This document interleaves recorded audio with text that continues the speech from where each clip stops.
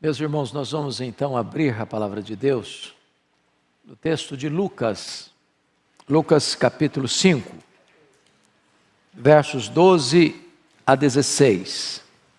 Lucas 5, 12 a 16.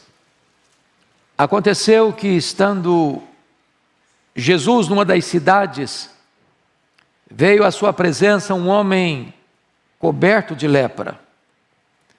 Ao ver a Jesus, prostrando-se com o rosto em terra, suplicou-lhe: Senhor, se quiseres, podes purificar-me. E ele, estendendo a mão, tocou-lhe, dizendo: Quero, fica limpo. E no mesmo instante lhe desapareceu a lepra. Ordenou-lhe Jesus que a ninguém o dissesse. Mas vai, disse, mostra-te ao sacerdote, oferece pela tua purificação o sacrifício que Moisés determinou, para servir de testemunho ao povo. Porém, o que se dizia a seu respeito cada vez mais se divulgava, e grandes multidões afluíam para o ouvirem e serem curadas de suas enfermidades. Ele, porém, se retirava para lugares solitários e orava. Eu quero pensar com vocês sobre o tema: Senhor, eu preciso de um milagre. Senhor, eu preciso de um milagre. Esse texto, esse episódio está registrado nos 3 evangelhos sinóticos, em Mateus, em Marcos e em Lucas. O relato mais detalhado é o de Marcos. Entretanto, nós optamos pelo texto de Lucas, porque Lucas escreve na perspectiva de um médico, como médico que era. Então ele nos oferece detalhes importantes no texto, porque ele tem esse viés. Dos 3 evangelhos, é Mateus que nos informa com mais precisão a ocasião em que ocorreu. Porque Mateus 8 nos diz que este fato ocorreu imediatamente após o chamado Sermão do Monte.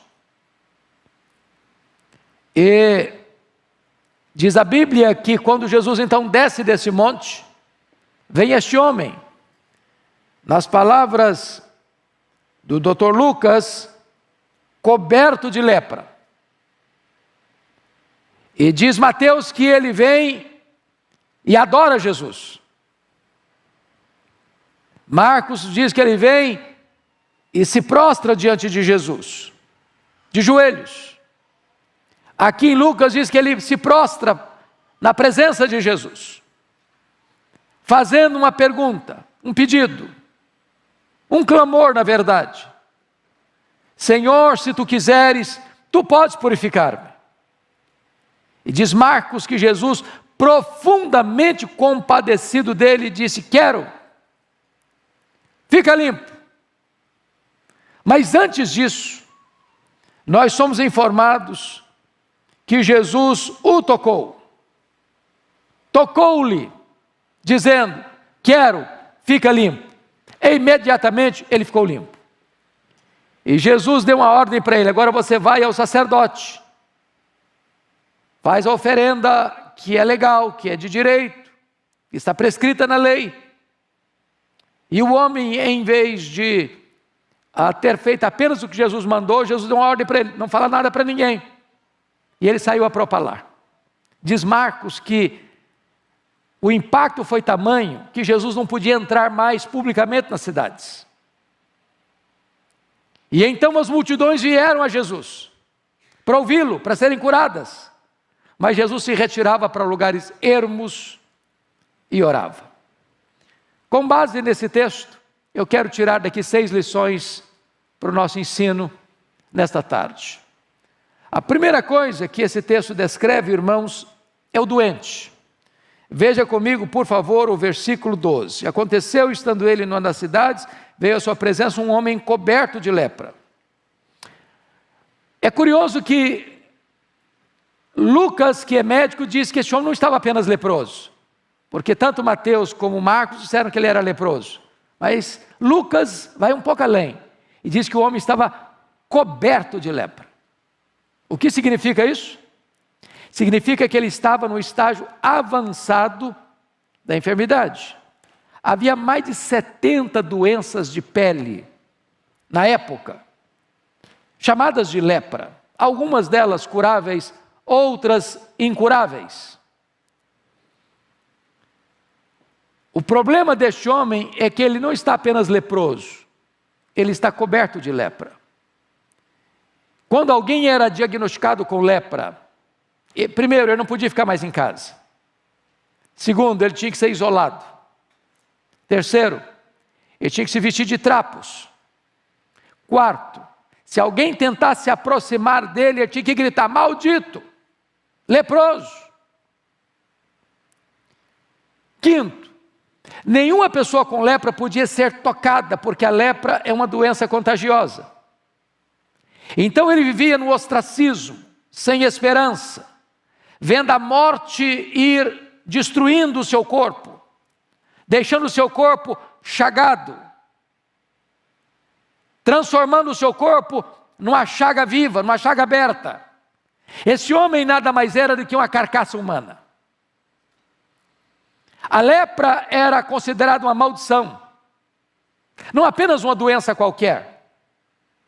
Alguém leproso era alguém como que debaixo do juízo de Deus. É por isso que a lepra era um símbolo do pecado. Por exemplo, assim como o pecado separa o homem de Deus, a lepra também separa. Separa o homem da sua família, dos seus amigos, da sociedade. Não pode frequentar a sinagoga, não pode frequentar lugares públicos. Segundo, assim como o pecado insensibiliza, cauteriza a consciência, a lepra também deixava as pessoas insensíveis. É por isso que muita gente descobria que estava com lepra quando caía uma água quente e não sentia dor. Terceiro, assim como o pecado deixa marcas na mente, nas emoções, na alma, na consciência, a lepra deixa marcas. Uma pessoa leprosa ia sendo carcomida, solapada, pouco a pouco, as cartilagens iam sendo devastadas, os lábios, as narinas, as pontas dos dedos, os lábios. Quando Lucas diz que esse homem estava coberto de lepra, significa que esse homem já estava desfigurado. Seu nariz, suas orelhas, seus lábios, a ponta dos seus dedos, suas cartilagens. Um homem deformado. Quarto, assim como o pecado cheira mal, uma pessoa leprosa tinha sua carne apodrecida. Ele estava num estado de decomposição em vida, desfigurado, mal cheiroso. A carne apodrecida se misturava com os trapos. Era um quadro asqueroso, nauseabundo, mal cheiroso. Mas mais, assim como o pecado mata, a lepra também mata. Então, esse era o quadro desse paciente. O caso dele era um caso perdido. Não havia medicina, não havia tratamento, não havia cura, não havia esperança, não havia vacina. Mais do que isso, era a doença progressiva, que ela não estacionava, ela ia avançando, avançando, avançando, até destruir a pessoa por completo. E esse homem, precisando de um milagre, rompe o isolamento, sai da caverna, sai do leprosário, corre o risco de ser apedrejado em público e vai até Jesus. O paciente tem uma postura, ele não chega reivindicando direitos, ele não chega estadiando predicados morais, estadiando as suas realizações. Diz a Bíblia que ele chega de forma humilde, ele se prostra, ele põe o rosto no chão, ele adora a Jesus, ele reconhece a soberania de Jesus, dizendo: se tu quiseres, tu podes. Mas ele faz mais, ele se submete à autoridade de Jesus: se tu quiseres. Então este é o quadro do paciente, este é o quadro do homem. seja rico, seja pobre, seja doutor, seja analfabeto. O homem está num estado que sozinho por si ele não pode salvar-se, ele não pode limpar as suas próprias manchas. Assim como um leopardo não pode tirar as suas manchas, nem um etíope mudar a cor da sua pele, o homem também não pode mudar a sua própria vida. Ou Jesus faz um milagre ou ele perece. Porque o pecado é uma doença pior que a lepra, porque a lepra mata o corpo, mas o pecado destrói o corpo e a alma. Pois bem, tendo analisado o paciente, a segunda lição desse texto é nos mostrar então quem é o médico. E confira comigo, por favor, ainda no verso de número 12. Porque ele se prostra diante de Jesus, Mateus diz que ele o adora, e se o adora é porque reconhece que Jesus não é apenas um homem, ele reconhece que Jesus tem todo o poder. Se tu quiseres, tu podes. Oh, amados irmãos, e eu fico imaginando os nossos médicos, por mais estudiosos, por mais capacitados, por mais peritos que sejam na sua respectiva área, todo médico tem seus limites, tem suas impossibilidades. Ele trata de um paciente dentro do seu conhecimento, dentro da ciência, mas chega um momento em que todo o conhecimento dele, toda a ciência dele diz: nós vamos até aqui, daqui para frente não dá mais, eu não posso mais, eu não consigo mais. E note que este homem reconhece que Jesus tem todo o poder. Em outras palavras, a última palavra não é da ciência, a última palavra não é da medicina. A medicina tem limites. Mas esse homem entende que Jesus é um médico que está para além dos limites, está para além das possibilidades da medicina, está para além das possibilidades da ciência. A ciência na época não tinha remédio para a lepra, mas ele sabia que se Jesus quisesse, ele podia ser purificado. Se tu quiseres, tu podes. Quem é esse médico? Além de todo poderoso, ele tem outra coisa. Diz Marcos que Jesus profundamente compadecido dele. Porque você e eu, às vezes, temos até compaixão, mas não temos poder. E eu imagino que se um médico tivesse poder, ele chegaria no hospital e ia levanta, resolvido. O coração dele parte, o coração dele está conduído, mas ele não tem poder. Nós estamos tratando aqui do médico que tem todo o poder e tem toda a compaixão. Ele pode e ele é compassivo. Então nesta tarde, e quem está nos acompanhando, talvez você tenha problemas na sua vida, não talvez de saúde, talvez seu drama é outro, talvez é um problema emocional, talvez é um problema moral, talvez é um problema no seu casamento, talvez é um problema com seus filhos, talvez é um problema que você nem contou para o seu amigo mais íntimo, mas você convive com ele, ele atormenta você, ele é um chicote, um carrasco, que atormenta você, e você já buscou resposta, e você já buscou saída, e você já buscou alternativas, e não consegue sair do problema. Eu quero dizer que você hoje está diante daquele que é todo poderoso e é compassivo. Se Ele quiser, nesta tarde, Ele pode curar você, Ele pode libertar você, Ele pode perdoar você, Ele pode aliviar você do peso da culpa, Ele pode restaurar a sua psique, suas emoções, Ele pode ir lá no fundo, nos porões da sua alma e fazer uma faxina completa e fazer tudo novo na sua vida. Se tu quiseres, tu podes. Agora notem uma coisa, Jesus profundamente compadecido, tocou e disse: quero, fica limpo. Primeira coisa importante é entender aqui, ninguém podia tocar um leproso sem ficar impuro. Jesus poderia ter curado aquele leproso, como curaram os 10 outros leprosos, de longe, sem tocar neles, apenas com a palavra. Ele tinha poder para isso. A grande pergunta é: por que Jesus tocou este homem? Coberto de lepra. É curioso que a palavra tocou aqui na língua grega não é tocar Não sei se você, eu sou muito pecador e acontece isso comigo, talvez aconteça com você também. Você já chegou num ponto de um semáforo e uma pessoa está pedindo uma gorjeta, uma esmola, e você até quer dar a esmola, abaixa o vidro, mas a pessoa está tão suja, tão maltrapilha, tão mal cheirosa, que você entrega a oferta, mas quase que recolhe a mão, para não pegar e dar um aperto de mão. Só acontece comigo às vezes, acho que com vocês nunca aconteceu isso. Diz o texto bíblico que quando Jesus tocou, não foi tocar assim com cisma, com medo, com constrangimento. É uma espécie de abraçar, de envolver. Agora pense que o homem estava com a carne apodrecida, no meio dos trapos. Por que Jesus tocou esse homem? Olha que o impuro não tornou o puro impuro. Mas o puro, ao tocar o impuro, tornou o impuro puro, sem que o puro ficasse impuro.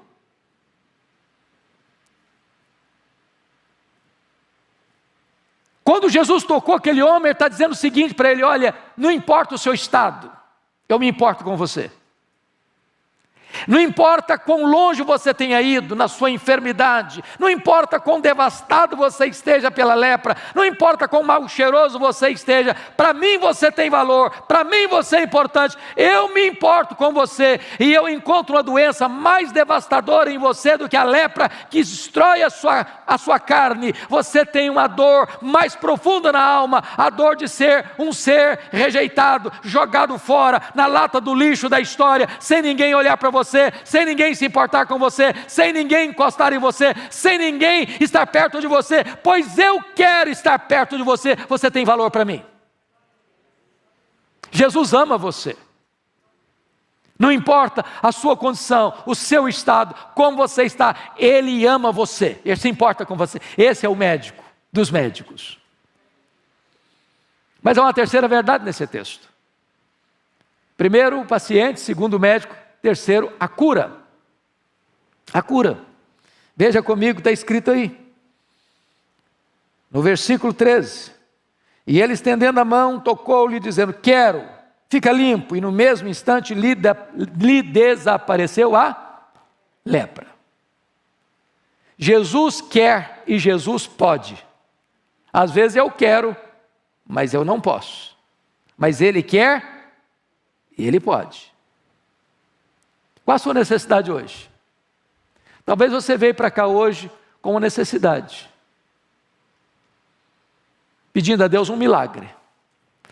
Hoje pela manhã uma pessoa me cumprimentou no culto das 11, depois do culto, e disse: olha, eu estava precisando de um milagre hoje. Eu estava precisando de uma resposta de Deus hoje. E quando eu entrei no culto, do começo ao fim, tudo o que aconteceu foi resposta de Deus a minha necessidade. Estou saindo daqui hoje curada, restaurada, porque Deus ouviu a minha oração. Eu não sei como você entrou aqui hoje. Eu não sei qual a sua necessidade. Mas eu estou lhe dizendo que Jesus está aqui. E Ele é o mesmo, ontem e hoje, para sempre o mesmo. E Ele é poderoso, e Ele é compassivo, e Ele está dizendo para você: eu quero que você fique curado, eu quero que você fique liberto, eu quero que você fique restaurado, eu quero fazer uma obra, um milagre na sua vida. E diz o texto que imediatamente ele ficou limpo.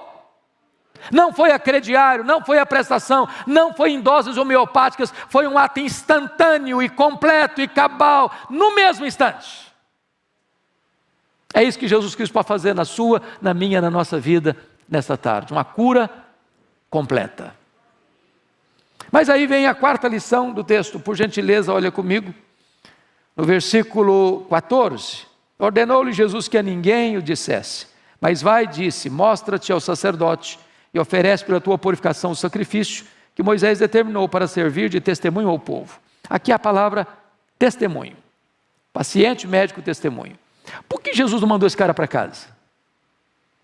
Por que antes de ir para casa Jesus o mandou ao sacerdote? Por amor a esse homem. Porque o sacerdote é quem diagnosticava a doença.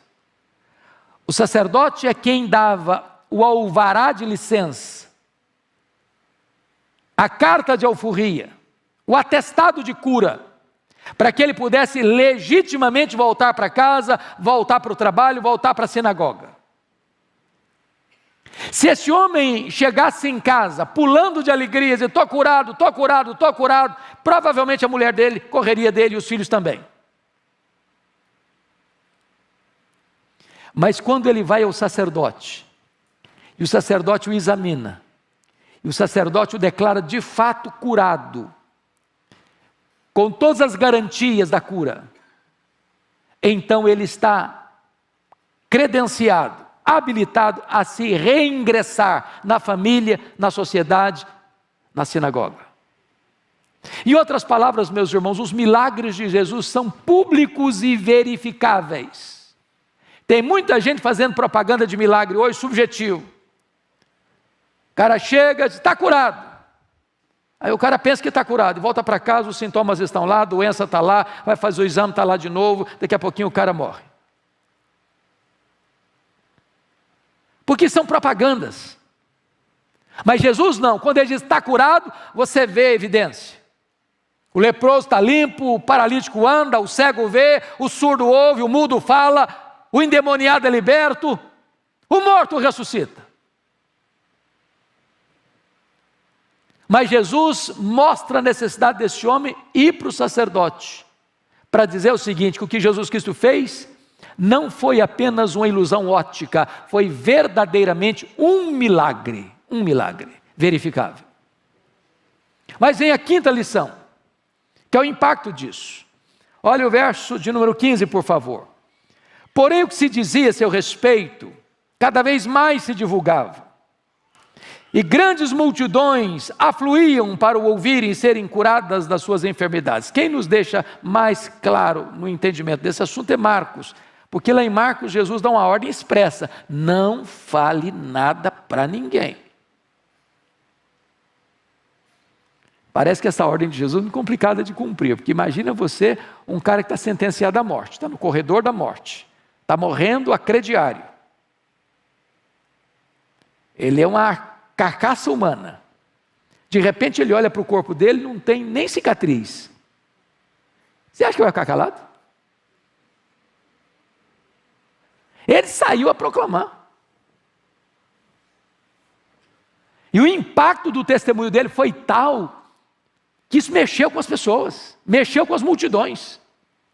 E agora não é um leproso só não, agora vem caravanas e mais caravanas e mais caravanas, querem ver Jesus, querem ouvir Jesus, querem ser curadas por Jesus.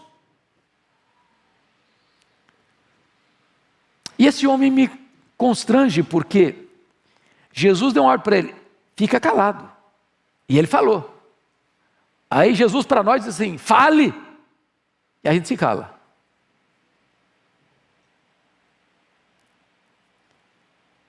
Irmãos amados, poucos crentes, quando eu falo poucos, segundo as estatísticas, passam de 90%, dão testemunho claro, lúcido, eloquente da sua fé em Jesus. O cara vai no supermercado, ninguém sabe que ele é crente. Ele passa no caixa, ninguém sabe que ele é crente. Ele passa na portaria do prédio dele, ninguém sabe que ele é crente. Pega um Uber, ninguém sabe que ele é crente. Pega um táxi, ninguém sabe que ele é crente. Vai no aeroporto, faz lá os check-in dele, ninguém sabe que ele é crente. Viaja 4, 5 horas do lado da pessoa, viagem inteira, ninguém sabe que ele é crente. Ele é um agente secreto. Esse homem proibido de falar, ele fala. Então, meu amado, abra sua boca, fala de Jesus. É curioso que você toma cada surpresa. Essa semana eu cheguei no aeroporto de Guarulhos, peguei um Uber e comecei a falar de Jesus para o rapaz. Falei, camarada, você acredita que eu estou desviado? Meu filho, está desviado? Estou desviado. Falei, você precisa de Jesus? Falei, eu preciso mesmo. E eu quero Jesus. Falei, onde é a igreja? Falei, lá em Pinheiros, ali na avenida Doutora Ruth Cardoso, 6.151. Falei, eu vou lá. Eu estou precisando, você ora por mim? Eu falei, oro. As pessoas estão desesperadas, irmãos. Tem tanta gente precisando que você abra a sua boca. Só falar, eu sou de Jesus, o cara começa a mostrar que ele está precisando de Jesus. Esse mundo não tem resposta, esse mundo não tem solução. O mundo está doente, o mundo está perdido, o mundo está confuso. O que você encontra é ódio para aqui, ódio para ali, é problema aqui, é problema lá, é confusão aqui, é confusão lá. A única voz lúcida que pode trazer esperança para o mundo está no povo de Deus. Então abra sua boca. A última lição do texto. Primeiro foi o doente. Segundo foi o médico. Terceiro foi a cura. Quarto foi o testemunho. Quinto foi o impacto. Sexto é o retiro. Olha o verso 16. Jesus, porém, se retirava para lugares solitários e orava. Isso me impressiona. Porque Jesus era um pregador. A Bíblia diz que ele era pregador. E como pregador, todos querem mais gente para ouvir. Você tem uma mensagem a transmitir e quanto mais gente tem para ouvir, melhor é. E diz o versículo 15 que grandes multidões, olha que coisa interessante, Lucas era um historiador. Ele não desperdiçava palavras, ele não falava coisa que não tinha realidade. Não era multidão, e nem era grande multidão, eram grandes multidões. Afluíram, para quê? Só por curiosidade? Não. Para o ouvirem e serem curadas das suas enfermidades. Aí eu fico imaginando essas multidões vindo e Jesus pensando assim, que grande oportunidade, vai ser legal, vou aproveitar. Aí Jesus curiosamente deixa a multidão, se retira para lugares solitários para orar. Se fosse você e eu, a gente diria assim, Senhor, orar depois, porque agora o negócio é para valer, agora a coisa vai pegar. Essa multidão toda, vou falar, vou aproveitar o tempo. E Jesus está nos ensinando um grande princípio aqui. Deus deve vir antes das pessoas. Oração precede a pregação. Você precisa de poder para pregar, e você precisa de poder para fazer a obra e curar os enfermos. A não ser que você ore, não tem poder. Não se faz a obra de Deus na força do braço. Não é por poder. Não é por força. É pelo meu espírito, diz o Senhor dos Exércitos. Aí Jesus se retira para orar. Porque a prioridade dele era o Pai. Mas quando ele retorna da reunião de oração, o que está acontecendo? Qual o resultado? O versículo seguinte nos dá a resposta, versículo 17. Ora, aconteceu que num daqueles dias, estava ele ensinando e achava-se ali assentados fariseus e mestres da lei, vindos de todas as aldeias da Galiléia, da Judéia e de Jerusalém, e o poder do Senhor estava com ele para curar. Muitas vezes nós deixamos de ver milagres porque nós fechamos a nossa agenda de oração. Porque nós substituímos o Senhor da obra pela obra do Senhor. Porque nós colocamos gente na frente de Deus.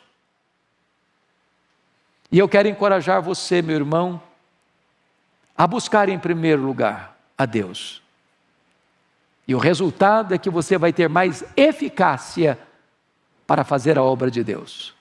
Quando Deus vem primeiro, as multidões ao ouvirem são alimentadas, são ensinadas, são curadas para a glória do próprio Deus. Este homem reconhecia que precisava de um milagre. O caso dele era perdido. E Jesus fez o milagre. E naquele dia ele voltou para casa, curado, completamente restaurado por Jesus. Eu não sei como você está, mas hoje Jesus está aqui. E você pode voltar para casa, curado, perdoado, restaurado pelo poder de Jesus. Que Ele nos abençoe. Amém.